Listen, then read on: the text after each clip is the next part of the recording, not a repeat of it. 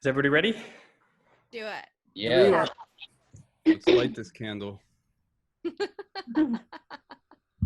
And on that note, welcome to Season 3, Episode 3, the series finale of Clutch as a physically distanced live Zoom read.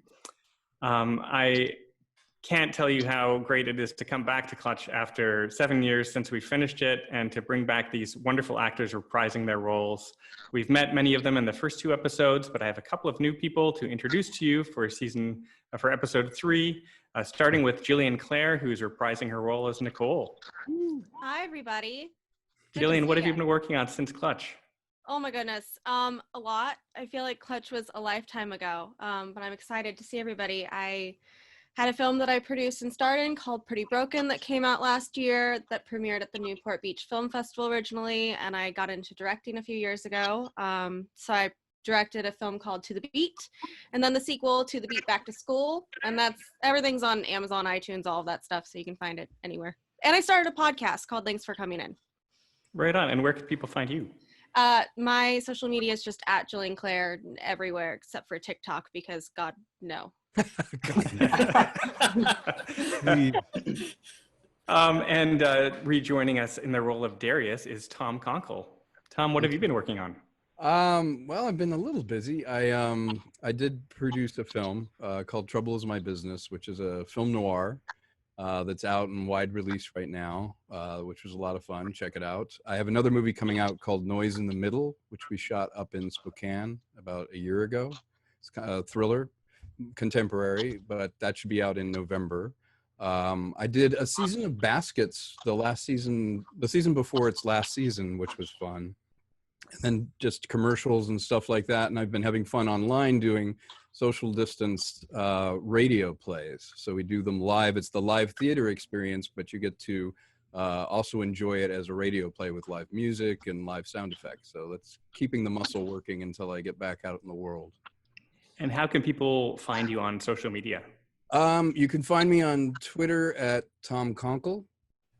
That's real clever. And then troubleismy.biz, B-I-Z is the film. And I do updates on there of things that I'm up to. So look me up there or Facebook. Amazing. And joining the cast for the first time, we will start with Robert Vestal, who is playing Agent Dallas and will also cameo as a bad guy for a bit. Hi, how are you? I am up to nothing. I'm not good at promoting, so I don't have anything. I think I think on Facebook it's Robert Vestal Actor. So that's what you can find what I'm up to. If you like what you see.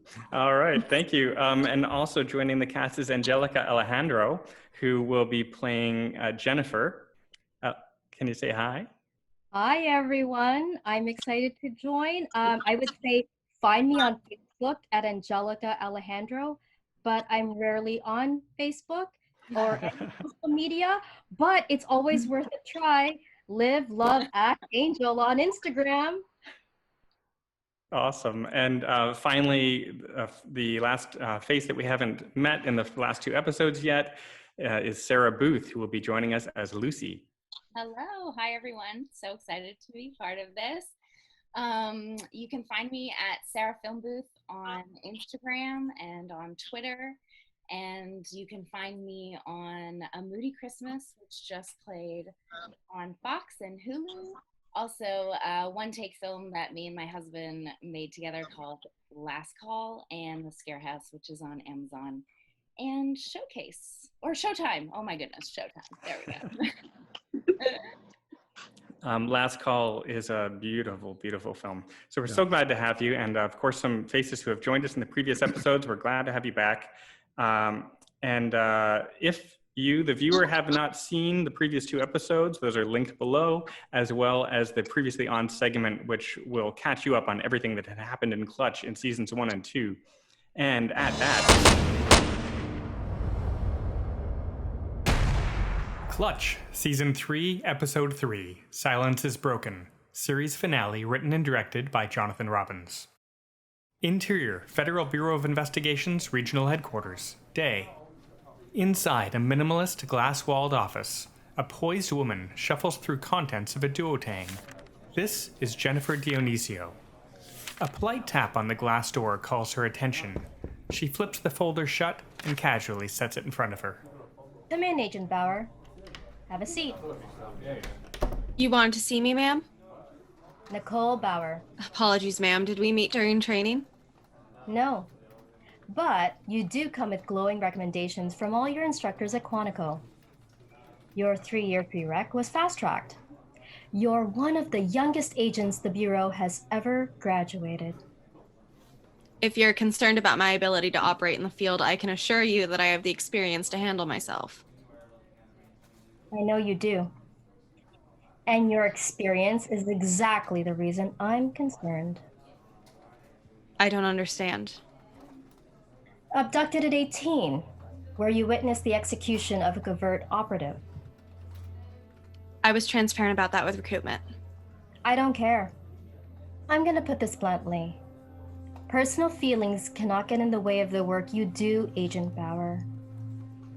And if it becomes my opinion that they are, I don't care if you bring a letter of recommendation from the President of the United States. You will be pulled from the field and regulated to Intel, or separated from the Bureau entirely. Do I make myself clear? Yes, ma'am. Good. Now report to Briefing Room C. Dismissed. Interior FBI Briefing Room C, moments later. Nicole takes her seat amongst a dozen other agents. At the front of the room, illuminated by light from a video projector, is Agent Dallas. Congratulations, everyone. We've got a big one. This is a Tier 1 criminal operation which we've been monitoring for a long time, and today, we take down. Another agent passes out dossiers as Agent Dallas cues the presentation. I'm gonna need each and every one of you on your A game for this. Nicole sees the first slide.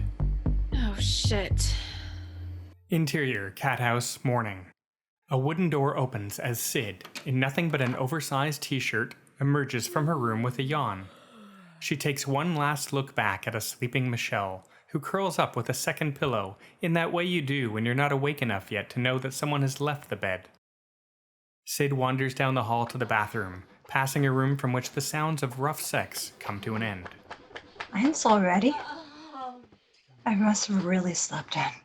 Interior, cat house bathroom, later. The shower squeaks to a stop. Sid reaches for a towel and dries off before wrapping it around herself. She opens the bathroom door to the hallway and is startled by a large figure standing in it. Now, if this was just a client, she'd laugh it off. However, she recognizes this giant-framed man. It is Marcel's #1 henchman, and he recognizes her.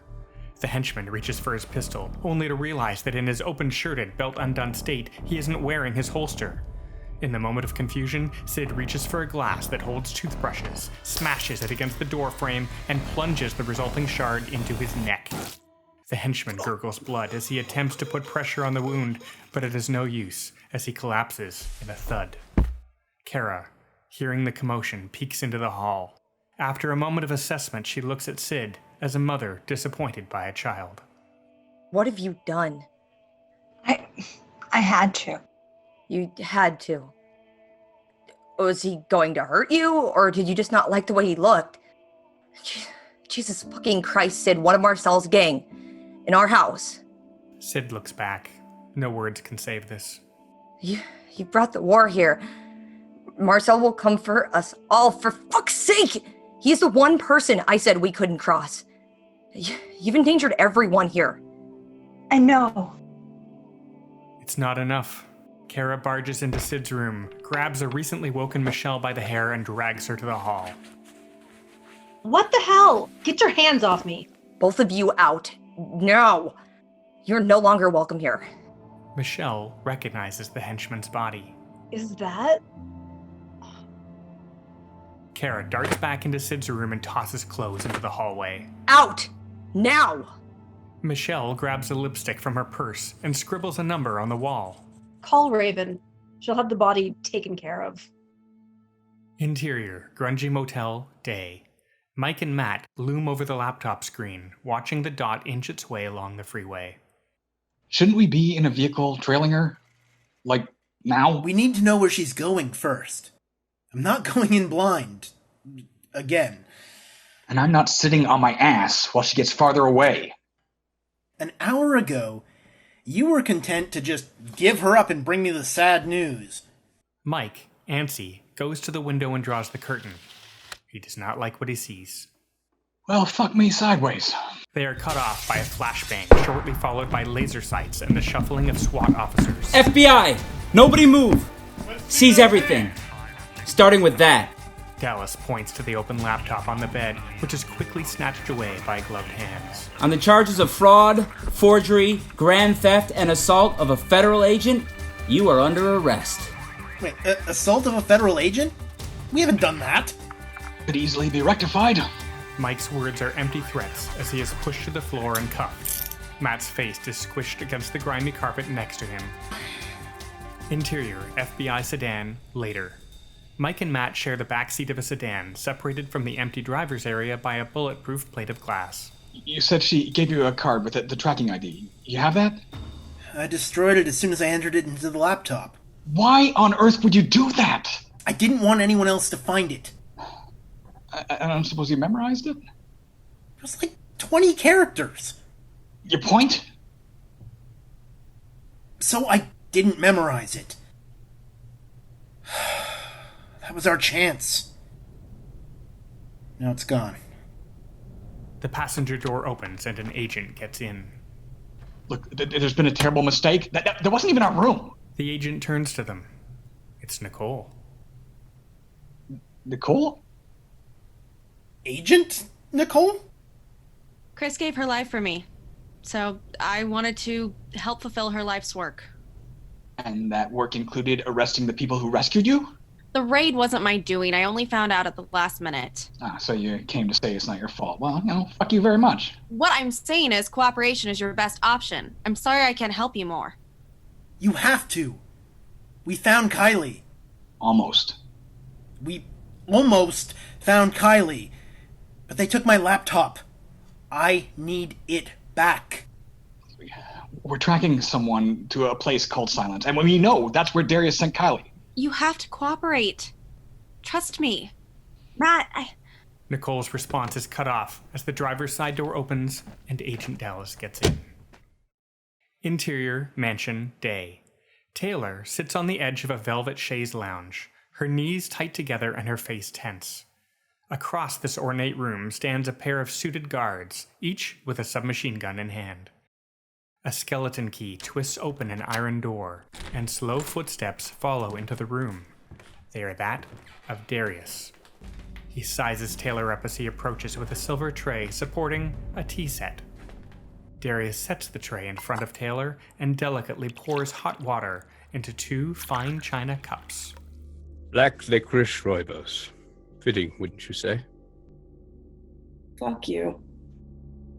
Is that any way to talk to your host? This is your place? Yes. I call it silence. It's where I invite only the finest of specimens, of which you certainly are. Listen to me very closely, you demented cliche. You will never break me, and I will kill you. Darius nods at one of the guards, who in turn hooks his weapon over his shoulder and pulls a jeweled choker from his inside pocket. He approaches Taylor from behind and moves to clasp it around her neck. Taylor shoots her hand up to resist, but the guard is too fast. She grabs it, ready to tear it off defiantly, but something in Darius's eyes tells her not to. Don't you want to know what that is before you tamper with it? Not wanting to call his bluff, Taylor concedes. If you disobey me, I will do this. As Darius presses a button on a remote control, blue static does a lapse around the jewels on Taylor's collar, causing an unavoidable scream. If you leave the facility or try to remove the collar, electricity will race through your veins so hard you'll burn from the inside out until you die. A section of the wall parts to reveal a video screen. On the video screen, a young girl runs away from the house along a circular driveway. Then, without warning, stops in her tracks and convulses. Your tea is steeped. Drink it. Recognizing her limited options, Taylor sips her tea, never breaking eye contact with Darius. You are a fighter, aren't you? We've had those as well. Do you like to see another video? Taylor would like to lunge at him, scratch his eyes out with her bare hands, but she knows now is not the time, so instead... If you desire it. Ah. Now you understand how this works. Exterior, city street, day. Sid and Michelle slowly walk past rundown electronic stores and adult video theaters, most of which are permanently closed. I would have done the same thing. What's he doing there? Hasn't anyone told him you don't play where you work? You mean you don't shit where you eat? Sid didn't hear Michelle. She didn't because her attention has shifted to an image on the news. Michelle follows her gaze to a set of televisions in the window of a store, one of which has the volume up. A brazen shooting left 3 people dead at a downtown towing company this morning, including the owner, 64-year-old Marcel Obradovich. The shooter, identified by authorities as 31-year-old female Jordan Miller, surrendered to police without incident. Motives for the killings remain unclear, although Obradovich was known to police and was widely believed to be responsible for a number of murders in the city's red light district over the past decade, though charges have never been laid. She got him. She finally got him. Sid remains transfixed on the screen, even though the story has moved on to something about a bear wandering into a suburb. So that means that Kara doesn't have to worry. You can go back. No, I can't. I can never go back. I think I'm done. You can stay with me. I don't have a jacuzzi or silk sheets, but we can be together. Michelle, last night was so special. You made me feel human for the first time in as long as I can remember. But I'm done with everything associated with this life. And I represent the old life. I'm sorry. Don't be. I'm happy for you. Sid sympathetically smiles at Michelle's attempt to say the right thing at the expense of her feelings. And with that, Sid kisses Michelle on the cheek and walks away. Once across the street, she turns back to Michelle, who hasn't moved.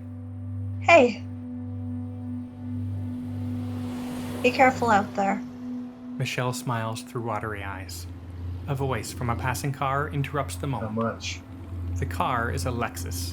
Michelle's smile changes to a working smile as she walks toward the car, carefully making sure her pistol is easily accessible in her purse.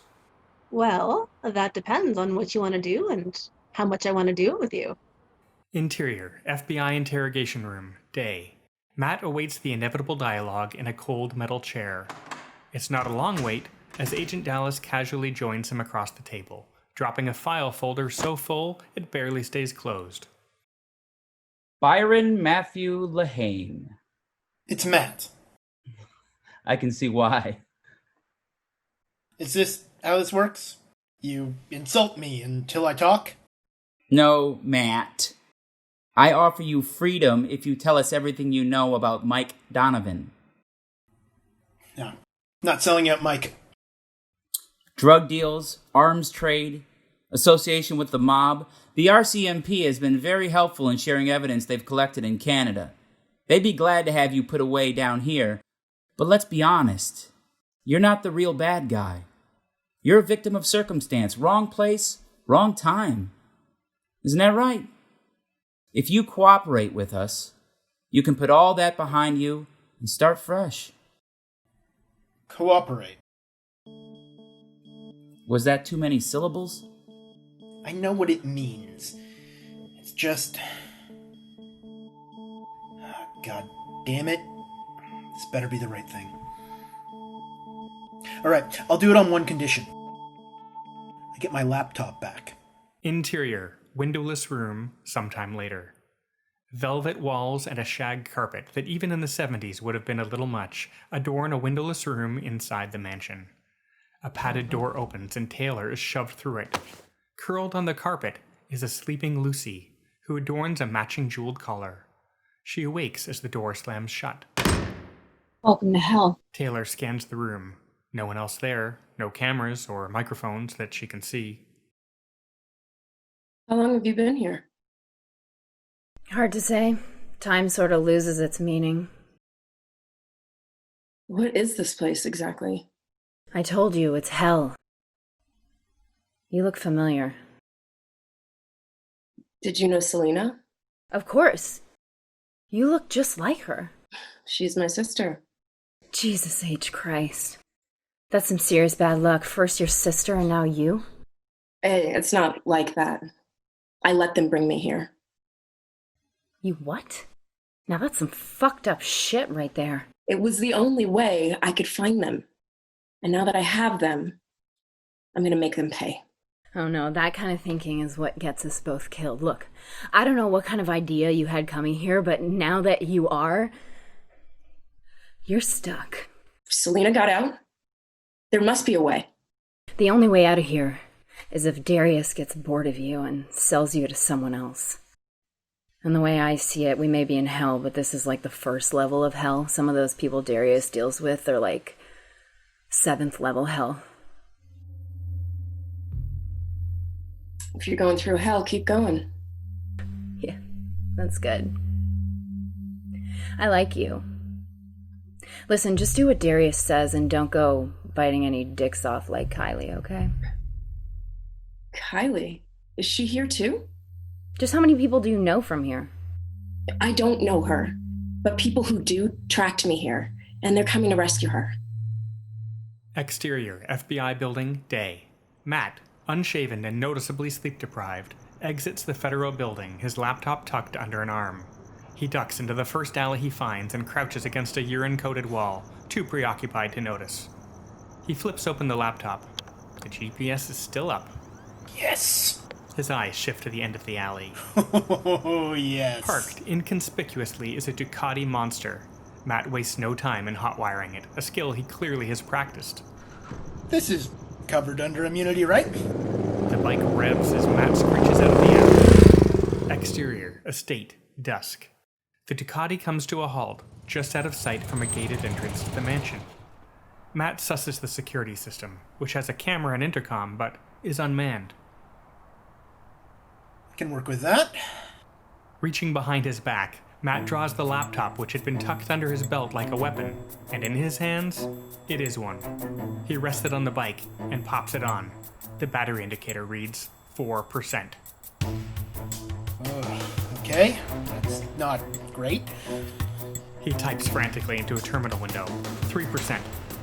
2%. More typing. 1%. An error message appears, connection lost. He lifts the laptop above his head, shifting his position, trying to find the right angle. Come on! Come on! And there's the sweet spot. He taps enter, and the screen goes dark. Or did the screen go dark and then he tapped enter? Only one way to find out. Matt approaches the gate. The camera doesn't seem to be moving, which gives him an ounce more confidence. He grabs the rungs and pulls, and the gate rolls right open, and he walks right in.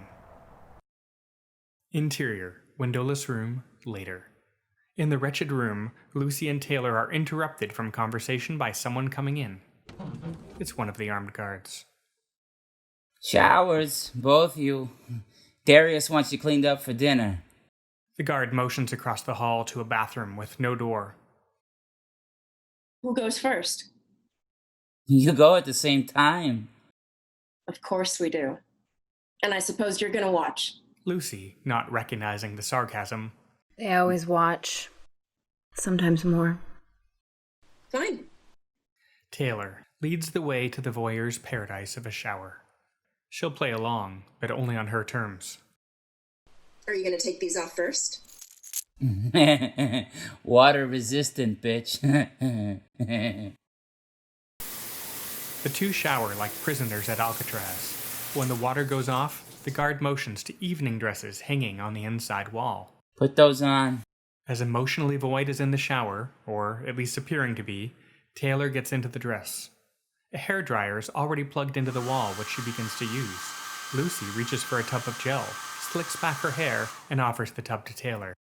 Taylor spots a small can of hairspray. This is more what I need. Lucy could tell from the look that Taylor is up to something. I gotta take a shit. You want to watch that too? The guard, annoyed, turns around. Taylor, eyes steadfast on the back of the guard's head, scoops a bit of the gel and lets it drip into the toilet. That should ensure he doesn't turn back. She takes the aerosol can and tucks it into her cleavage until hidden. Lucy shakes her head no, but there's nothing she can do as Taylor flushes the toilet and the guard turns back. Wait until you called. The two women return to the room. Something startles Lucy, but she keeps it inside until the door is shut. It's Matt. It worked! How the hell did you get in here? Surprisingly weak security. Too much would draw attention, I guess. I think Darius is more concerned with keeping people from getting out than in. These necklaces are his electric fence. Darius. He's here. He runs the place. I guess you could say this is his personal harem, where he keeps only the finest of specimens. My God. He's had Kylie the whole time. Where is she? I'm so sorry. You were too late. Kylie is gone. What do you mean gone? One of the guards made her go down on him. She bit it off. Crazily, that's not the first time. Matt. He activated her necklace. She was electrocuted to death. Kylie's dead.